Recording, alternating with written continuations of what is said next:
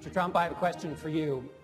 Presidents have to, on the one hand, be firm, but also be flexible. You've been flexible and changed your opinion on a number of things, from abortion to Hillary Clinton. But you've said, rightly, that it's just like Ronald Reagan, who changed his mind on things. But at the same time, you're criticizing Senator Cruz for what you say is a change on immigration. He disputes that, of course. So why is your change of opinion make you like Reagan, and when he changes his opinion, it's a huge character flaw? John, in life, you have flexibility. You do have flexibility. When you're fighting wars, you're going one way. You have a plan. It's a beautiful plan. It can't lose. The enemy makes a change, and all of a sudden you have to change. You have to have flexibility. And Ronald Reagan, though, in terms of what we're talking about, was the great example. He was a somewhat liberal Democrat who became a somewhat pretty strong conservative. He became, most importantly, became a great president.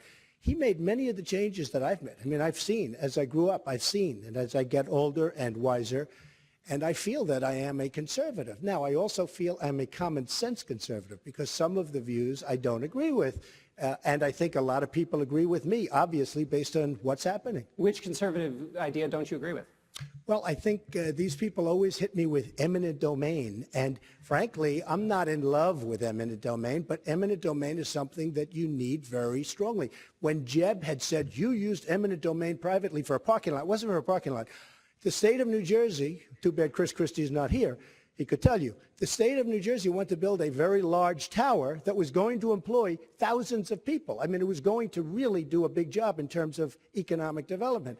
Now, just so you understand, I got hit very hard. It's private eminent domain. You understand that they took over a stadium in Texas and they used private eminent domain, but he just found that out after he made the charge. All right. Governor Bush, I think by they, he's referring to your brother. Yeah. You're on the hook for your brother. Well, Jeb wouldn't have known about it. So there's all sorts of intrigue about where I disagree with my brother.